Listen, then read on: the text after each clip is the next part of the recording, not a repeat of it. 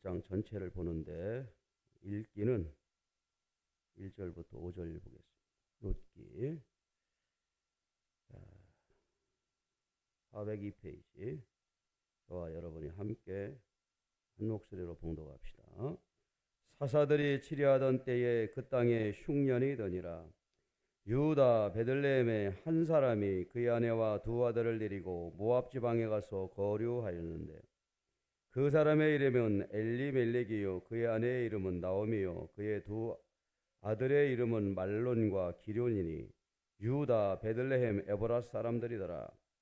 그들이 모압 지방에 들어가서 거기에 살더니 나오미의 남편 엘리멜렉이 죽고 나오미와 그의 두 아들이 남았으며 그들은 모압 여자 중에서 그들의 아내를 맞이하였는데 하나의 이름은 오르바요 하나의 이름은 루시더라.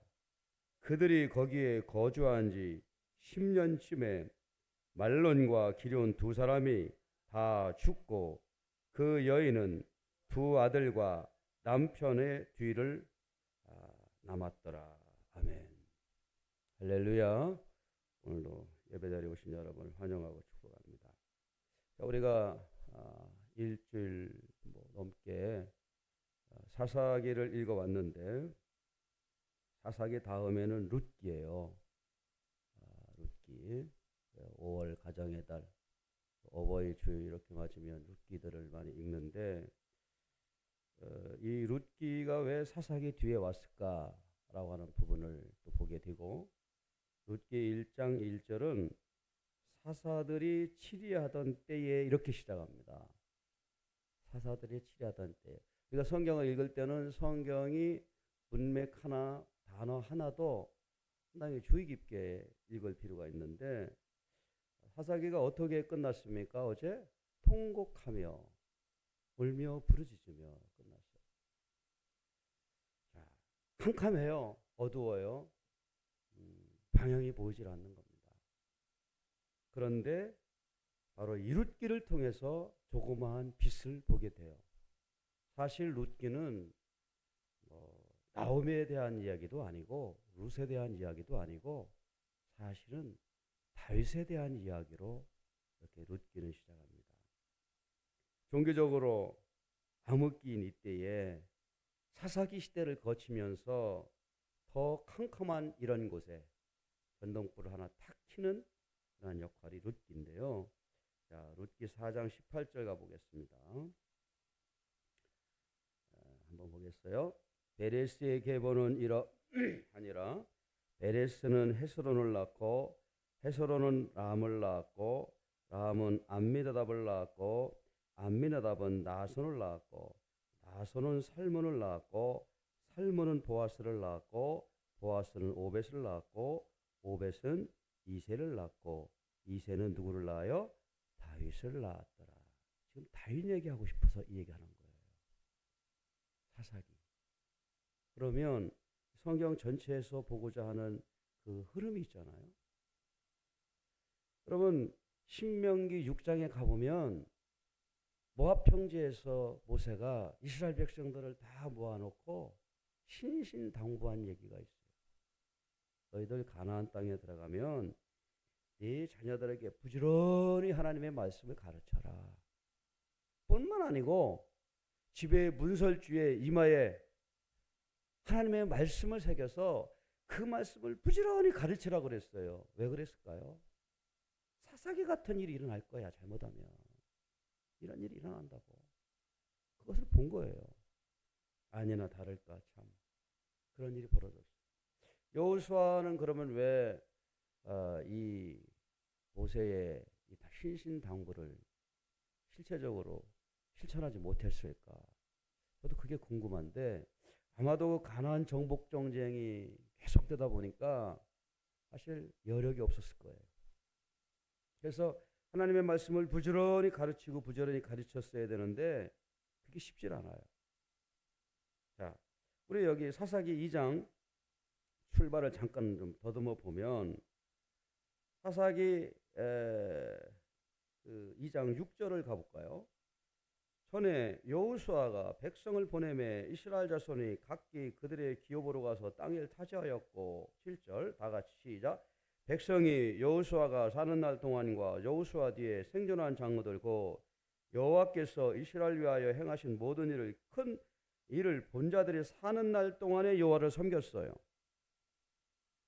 그런데 8절 여호와의 종 눈의 아들 여호수아가 110세에 죽었고 그 무리가 그의 기업의 경내에 에브라임 산지 가스산 북쪽 딥넷 헤레스의 장사였고 10절 그 세대의 사람도 다 그 조상에게로 돌아갔고 그 후에 일어난 다른 세대는 여호와를 어떻게 해요? 알지 못했다. 여호와께서 이스라엘 위하여 행하신 일도 알지 못했다. 그러니까 아는 것과 알지 못하는 것의 차이가 이렇게 커요. 왜냐하면 우리가 하나님의 말씀을 안다는 것은 하나님의 말씀을 중심으로 우리의 삶의 가치를 거기에 정하는 거예요. 그리고 그 가치 중심으로 살아가는 거예요. 인간은 가치를 먹고 삽니다. 동물이 아니잖아요. 그러니까 가치를 모르고 본능적으로 살아가는 사람을 동물이라고 그래요. 그러나 우리 인간은 가치 중심적 삶을 살아가고 있어요. 그런데 지금 이 신명기에서는 하나님의 가치를 부여하라. 자손들에게 하나님의 가치를 심어줘라. 부지런히 심어줘라. 왜? 우리 인간은 하나님의 가치를 심어주지 아니하면 잊어버려요. 망각해요. 죄악에 노출된 인간의 본성이 그것을 이길 수 있는 힘이 없습니다. 제도적으로도 마찬가지입니다. 안 됩니다. 교회 공동체 안에서도 쓴뿌리가 나오고 가라지가 나오고 실패와 좌절이 나오는 것인데 어려워요. 근데 이 신명기 6장의 말씀이 여호수아로 넘어가면서 이렇게 가다가 사사기에서 이런 일이 벌어지더니 캄캄해지는 캄캄해. 그래서 이제 룻기로 넘어온 거예요. 그러면서 하나님이 룻기를 통해서 지금 향해 가고 있는 방향은 다윗을 향해 가고 있어요. 왜? 불을 켜고 싶은 거예요. 다윗을 향해서. 다윗을 통해서. 자, 그 출발이 룻기예요. 사사들이 치리하던 때에 이때는 룻은요. 사사기 6장에 보면 기드온에 대한 얘기가 나오거든요. 사사 기드온. 그 당시에 동일 인물입니다. 그 당시 같이 살았던 사람이에요.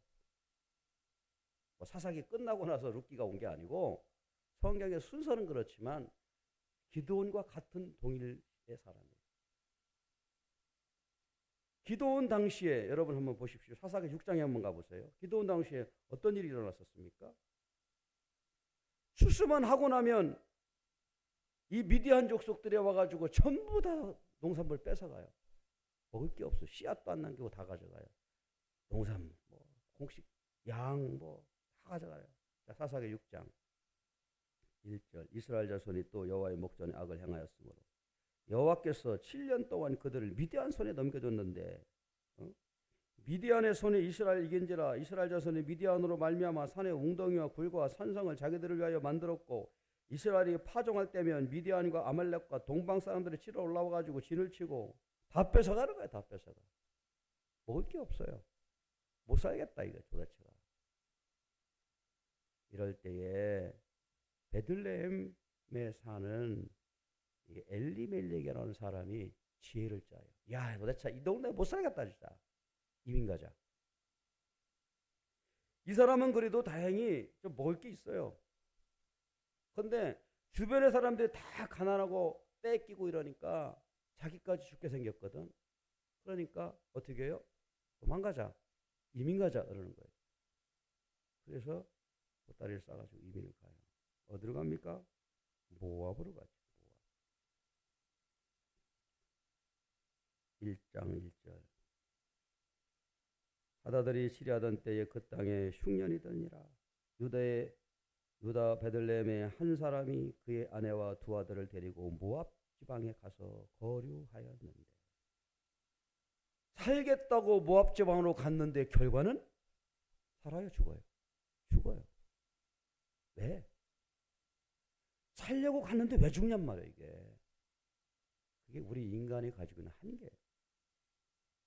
그러니까 여기서 지금 이 사사기 통해서 룻기를 통해서 주고자 하는 메시지는 너희들이 사는 길은 도망가는 게 사는 길이 아니고 하나님 앞에 바로 서는 게 사는 길이야. 알았어? 이 얘기하고 싶은 거야.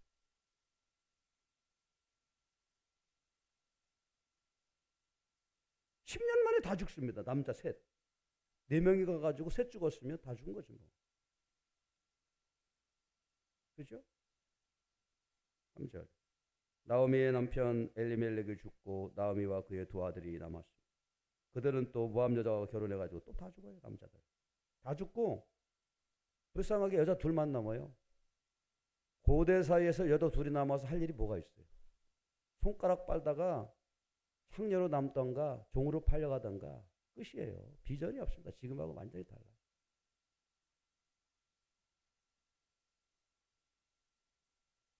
결국 이 흉년이라고 하는 것은 성경에 나올 때 이 사사시대의 흉년, 수탈, 포로로 잡혀가는 거 죽는 것은 하나님의 징계입니다. 징계는 뭐라고 하냐면 하나님이 사랑하는 자식에게는 때리지 않겠느냐, 징계를 하지 않겠느냐 하는 거예요.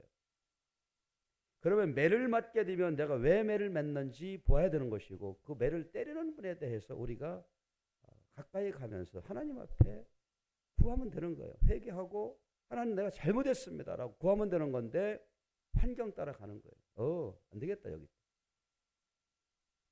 6절. 그 여인이 모압 지방에서 여호와께서 자기 백성을 돌보시사 그들에게 양식을 주셨다 함을 듣고 이에 두 며느리와 함께 일어나 모압 지방에 돌아오려 하여. 아니 어떻게 된 게 이 베들레헴 이 유다 땅에 못 살겠다고 이제 갔는데 10년 만에 남자 셋 다 죽고 먹을 것도 또 없어. 먹을 것 찾으러 갔는데 보니까 저 베들레헴에는 하나님께서 돌보시사. 왜냐하면 그때 돌보신 거 왜 돌보셨어요? 사사기 6장에 보니까 기드온을 통해서 하나님이 또 회복해 주셨단 말이에요. 그쪽이가 먹을 게 있네. 그러니까 여기서는 중요한 항상 먹을 것을 찾아가는 거예요. 먹을 것이 있는 데로 가면 가는 거예요. 그러지 말아라. 말씀이 있는 곳으로 가야지 왜 먹을 것을 찾아가냐.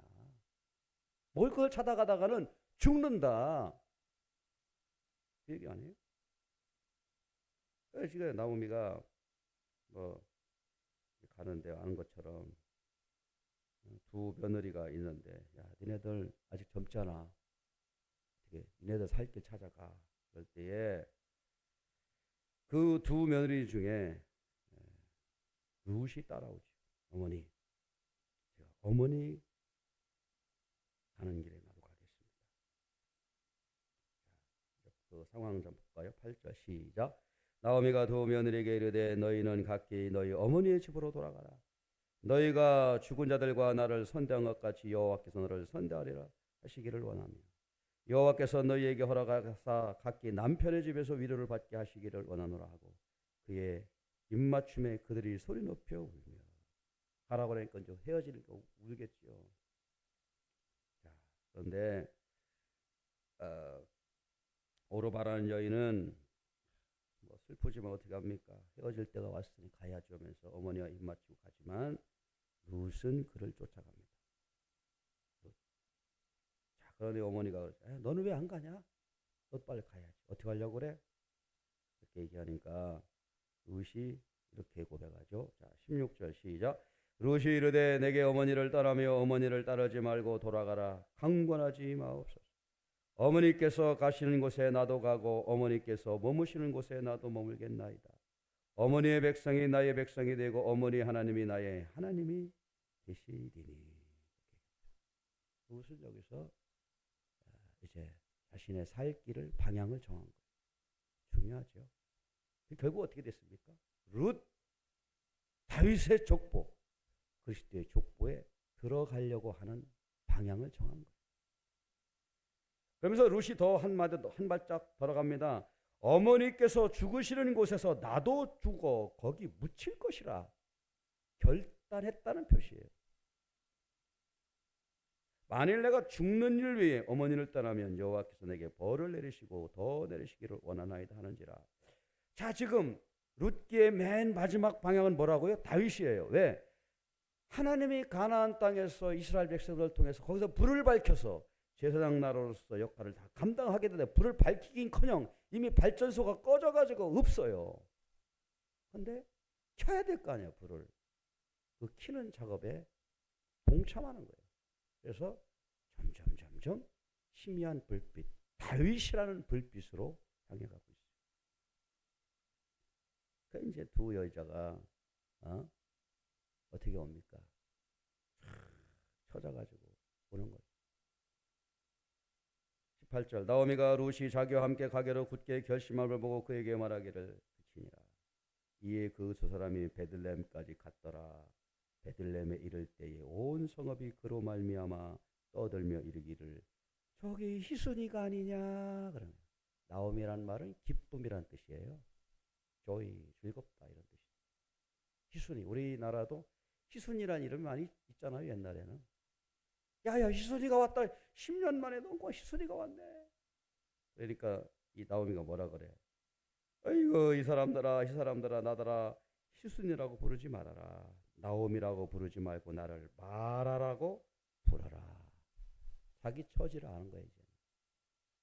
이 나오미는요 갈 때요 수레에다가요 먹을 것을 풍성히 가지고 모압으로 갔다가 올 때는 빈털털이 돼가지고 같이 갔던 남자들 다 땅에 묻고 혼자 며느리 하나 돼 이방 여인들이 꾼 거예요. 자 그러면서 나오미가 아주 중요한 자신의 이 삶의 결정에 그 문제가 뭐였었음을 얘기합니다. 자 21절 시작. 내가 풍족하게 나갔더니 여호와께서 내게 비어 돌아오게 하셨느니 여호와께서 나를 징벌하셨고 전능자가 나를 괴롭게 하셨거늘 너희가 어찌 나를 나오미라 부르느냐. 그래요. 말씀을 따라가요. 말씀이 있는 곳에 가서 거기 머물러야 하나님의 은혜가 있는 겁니다.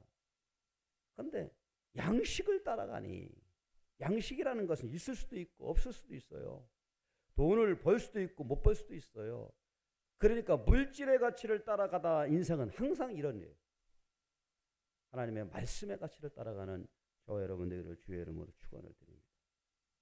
변화가 일어나는 변화. 고난은 변화를 일어납니다. 그래서 이 룻기를 통해서 우리에게 주는 메시지. 사사기를 이어가면서 캄캄한 이 터널 속과 같은 곳에 저 터널 끝에 조그만 불빛을 준비하신 하나님. 하나님의 일이 아름답지 않습니까? 이 사사기 거의 400년 넘는 가까운 시간에 캄캄한 터널에서 그 많은 사사들을 보내시고 심지어 마지막에는 이 정말 사사들을 보냈는데 사사들이 있는 동안에는 뭐 하나님을 섬기다가 또 그냥 타락하고 우상 섬기고 여호와의 목전에서 악을 행하고 계속 이렇게 반복되니까 마지막에는 나실인을 태중에서 구해서 삼손을 만들잖아요. 그 삼손을 키워가지고 어떻게 해보려니 삼손은 그냥 또 더해. 결국에는 우리 인간이 하나님 앞에서 서 있는 그 본성의 모습을 적나라하게 사사기 통해서 또 이 룻기를 통해서 볼 수가 있어요. 하나님은 하나님의 방식대로 일을 나가시고 다윗을 준비하십니다. 이 어두운 때에 저와 여러분들이 다윗과 같이 하나님의 말씀 앞에 굳게 서는 믿음의 자녀들 되기를 축원합니다. 기도합시다.